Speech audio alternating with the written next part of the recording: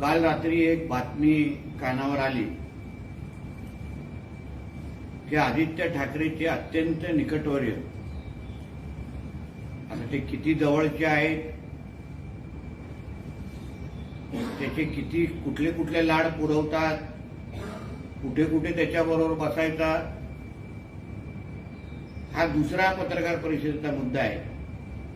पण आदित्य ठाकरेच्या अत्यंत निकटवर्य म्हणून ओळखणारा त्याचा लाडका राहुल कनाल हा उद्या शिवसेनेमध्ये प्रवेश करणार आहे. आता हा जसा त्याच्यासाठी वैयक्तिक धक्का आहे तसा राजकीयही आहे. पण जो रोल, जो किरदार संजय राजाराम राऊत शकुनी मामा म्हणून उद्धव ठाकरेच्या आयुष्यामध्ये निभावतोय, तसंच आदित्य ठाकरेकडे पण एक शकुनी मामा आहे, ज्याच्यामुळे हे सगळे त्याच्या अवतीभोवतीचे जवळचे लोक हे त्याला सोडून चाललेले आहे. आणि आदित्य ठाकरेच्या शकुनी मामाचं नाव आहे वरुण सरदेसाई. हे जे कोण लोक सोडून जात आहेत, जे आदित्य ठाकरेच्या मांडीवर बसून राजकारण करायचे, ते सगळेचे सगळे सोडून जाण्याचं एकमेव कारण म्हणजे वरुण सरदेसाई. जसं संजय राजाराम राऊत तिथे काड्या लावतो आणि उद्धव ठाकरेला संपत चाललेले आहे, तसंच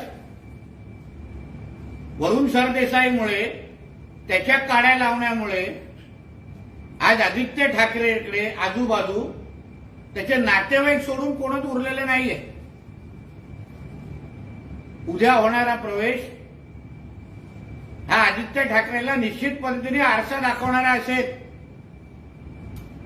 कारण का वरुण सरदेसाई ज्याच्यासाठी ह्या सगळ्या गोष्टी चालल्या आहेत, ज्याचं नाव आज नाही तर उद्या या कोविड सेंटर आणि कोविडच्या सगळ्या ह्या घोटाळ्यांमध्ये येऊ शकतं.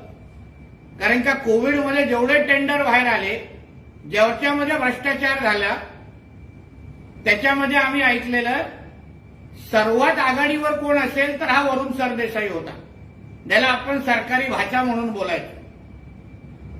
म्हणून या शकुनी मामाला, आदित्याच्या शकुनी मामाला वेळेत आवरला नाही तर उद्धव ठाकरेंची जशी घरी बसण्याची जी काय अवस्था झालेली आहे, तशीच अवस्था उद्या आदित्य ठाकरेची पण होईल, एवढा माझ्यामध्ये ठाम विश्वास आहे. आणि मुळामध्ये हा सरदेसाई भाजप किंवा शिंदेबरोबर जाण्यासाठी किती आतुर आहे हे येणाऱ्या दिवसामध्ये कळेल.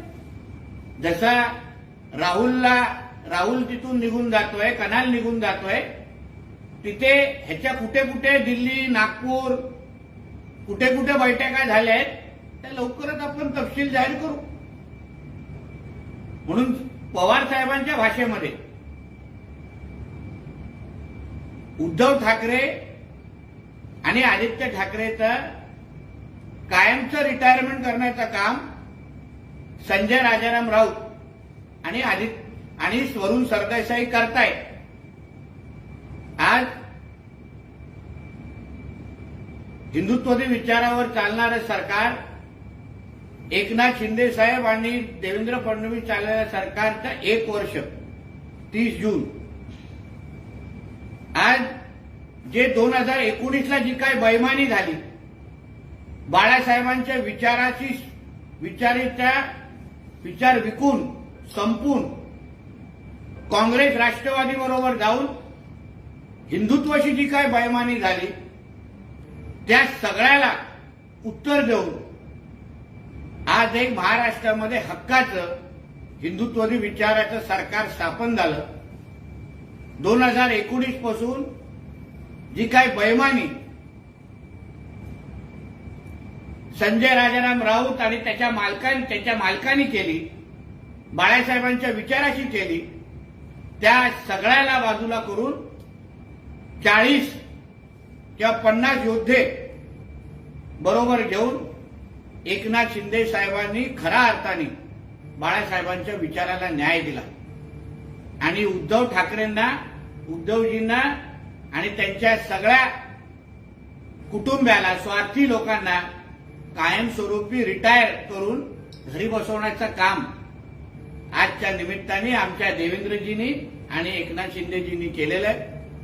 त्यासाठी त्यांचं मी मनापासून अभिनंदन करीन. आज 1 वर्षाच्या सरकार स्थापन झाल्यानंतर महाराष्ट्रामध्ये जे 2.5 वर्षामुळे जी सगळी रखडलेली जी कामं होती, त्या सगळी रखडलेली कामं परत चालू करून एक गतिमान सरकार म्हणून आज महाराष्ट्रामध्ये आपल्याला पाहायला मिळत आहे. म्हणून यासाठी त्या दोघांचंही आणि पूर्ण मंत्रिमंडळाचं मी मनापासून अभिनंदन करतो.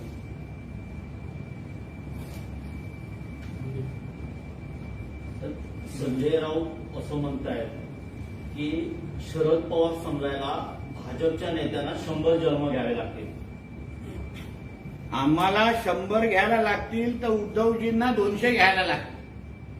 कारण काय उद्धवजींनाच कळलं नाही की आज 2019ला त्यांना मुख्यमंत्रीचं चॉकलेट देऊन आज कायमस्वरूपी बसवणारे नेमकं कोण होते हे अजूनपर्यंत उद्धवजींना कळलं नाही.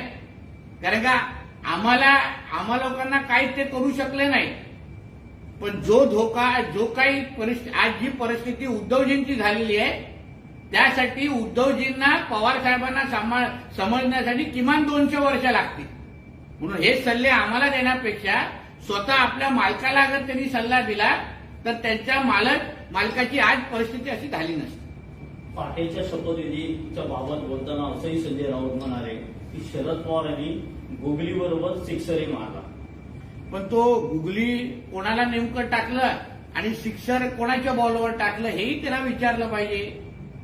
कारण का त्या गुगलीमुळे, जसं काल आमच्या देवेंद्रजी म्हटले की अजितदादांच्या विकेट घेतली, आमची काही विकेट घेतली नाही, स्वतःच्या पुतण्याची विकेट घेतली आणि उद्धवजींना कायमस्वरूपी त्या एका निर्णयामुळे घरी बसवलेलं आहे. कारण का महाविकास आघाडीची सत्ता स्थापन झाली नसती तर आज उद्धवजींची ही अवस्था झाली नसती. म्हणून नेमकं गुगली आणि विकेट कोणाची घेतली हे जरा मातोश्री आणि महाविकास आघाडीमध्ये चर्चा केली असती ना तर बरं झालं. सरकारच्या वर्षपूर्तीबाबत ते म्हणतायत गद्दारीची आणि फसवणुकीची आज वर्षपूर्ती आहे. आज स्वाभिमानाची वर्षपूर्ती आहे. हिंदुत्वाच्या विचाराला जागवण्याची आज वर्षपूर्ती आहे. ज्या महाविकास आघाडीच्या सरकारमुळे बेईमानी, बाळासाहेबांच्या विचाराची बेईमानी, हिंदुत्वाची बेईमानी करून उद्धवजी मुख्यमंत्री झाले. ते खरं म्हटलं तर संजय राऊतलाच मुख्यमंत्री बनायचं होतं, पण नाईलाजाने उद्धवजींना त्यांना बनवायला लागलं. त्या सगळ्या गोष्टीला इतिहासामध्ये पुसून आज एक स्वाभिमानाचं सरकार, हिंदुत्वादी विचाराचं सरकार महाराष्ट्रामध्ये आलेलं आहे, जे विकास पण करते आणि हिंदूंना न्याय पण देते. तर आदित्य ठाकरे की गरीबी कभी शिवसेना के दल में प्रवेश करने वाले, क्या कहेंगे इस बारे में? आदित्य ठाकरे के बहुत ही करीबी, अभी कितना करीबी उसके मैं ज्यादा जाना नहीं चाहता हूं क्योंकि ये सेंसर्ड विषय है, मगर जितने करीबी वो आदित्य ठाकरे के हैं, आज वो सारे आदित्य ठाकरे के करीबी उनको क्यों छोड़ते जा रहे, इसके बारे में आदित्य ठाकरे ने सोचना चाहिए. जिस तरीके का रोल शकुनी मामा का रोल संजय राजाराम राउत उद्धव जी के जिंदगी में निभा रहे, उद्धव जी के राजनीति में निभा रहे, वही शकुनी मामा का रोल आदित्य ठाकरे के जिंदगी में, राजनीतिक जिंदगी में वरुण सरदेसाई निभा रहा है. क्यों ये जो लोग छोड़ते जा रहे, आदित्य के जो युवा सेना के पदाधिकारी है, उनसे किससे भी अगर आपने बात की, वो सब लोग एक ही नाम लेंगे कि हम छोड़ने का कारण एक ही है, वरुण सरदेसाई, क्योंकि वो हमको काम करने देता नहीं है, उसके वजह से हमको काम करने मिलता नहीं है. हमारे जिलों में पद भी वरुण सरदेसाई देता है युवा सेना का, और यही सरदेसाई का नाम आज सभी कोविड स्कैम में सबसे आगे है. वो आज नहीं तो कल बाहर आएगा. आप देखिए सूरज चौहान के स्टेटमेंट में सबसे ज्यादा नाम किसका आया है, वो आपको आज नहीं तो कल समझेगा. इसलिए जो संजय राजाराम राउत उधर का शकुनी मामा है और ये मिनी ठाकरे का शकुनी मामा. संजय राउत जी का ये कहना है कि भाजपा के नेताओं को शरद पवार समझने के लिए 100 जन्म लेने पड़ेंगे। नहीं, भाजपा को 100 जन्म लेना पड़ेगा तो दूर की बात है, मगर तुम्हारे उद्धव जी को जिस दिन शरद पवार जी समझेंगे ना, तब उनको समझेगा कि उनको खत्म किया किसने। जिस उद्धव जी को 2019 तक भारतीय जनता पक्ष के सब साथ में थे, तब उनको इतना रिस्पेक्ट मिलता था, वो सब जगह बड़े नेता के हिसाब से घूमते थे। आज वो उद्धव जी को हमेशा के लिए रिटायर हट करके घर पे बिठा दिया है। ना गुगली खेल सकते, ना सिक्सर मार सकते। ये काम, इस तरह की अवस्था उद्धव जी की कर चुके हैं। इसलिए हमको 100 साल लगेंगे, मगर तुम्हारे उद्धव जी को समझने को 200 साल लगेंगे, और वो समझने तक उनकी पार्टी भी बची नहीं है अभी तक। लास्ट क्वेश्चन, संजय राउत जी का ये भी कहना है कि मंत्रिमंडल विस्तार की आशंका बहुत कम है, लेकिन फिर भी अगर ऐसा होता है तो दिल्ली के केंद्र के 2 मिनिस्टर और शिंदे गुट के 4 मिनिस्टर घर पे जाएंगे। अभी तक तो मुझे लगा था संजय राउत जी एक पत्रकार है, मुझे नहीं मालूम वो पीएमओ में और गवर्नर हाउस में चाय भी देने का काम करते, हाउसकीपिंग का काम करते। तो उनको कैसा मालूम कि पीएमओ में क्या हो रहा है, गवर्नर हाउस में क्या हो रहा है। उन्होंने अपने पत्रकार का काम करना है चाहिए, जिसको निकालना है, जिसको रखना है, वो जिसकी सरकार है वो सोचेगा ना। उन्होंने सिर्फ चाय देने का और हाउसकीपिंग का काम करना चाहिए। सर, नाशिकमध्ये ईदच्या शुभेच्छा देताना नाशिकऐवजी गुलशनाबादचा उल्लेख करण्यात येतो, त्यामुळे नवीन वादाचा वाद पुढे नाही, हे जिहादी विचाराचे लोक फारच आमच्या महाराष्ट्रामध्ये वळवळायला लागलेले आहेत। नाशिकमध्ये ही घटना घडली आहे, सोलापूरमध्ये कोणी पाकिस्तानचे फुगे उडवलेले आहेत। आता ह्या लोकांना एकदाच टाचणी लावून पाकिस्तान पाठवण्याची वेळ आलेली आहे। जास्तच पाकिस्तानचं प्रेम आणि जिहादीचे विचाराचं प्रेम वळवळत असेल तर त्यांची काय अवस्था करून ठेवायची आहे हे तुम्ही आहे ना, आम्हाला पण सगळे कार्यक्रम ठरले। म्हणून जास्त फुगे उडवायचे असतील तर कुठे टाचणी लावायची हे आम्हाला चांगल्या पद्धतीने माहिती आहे।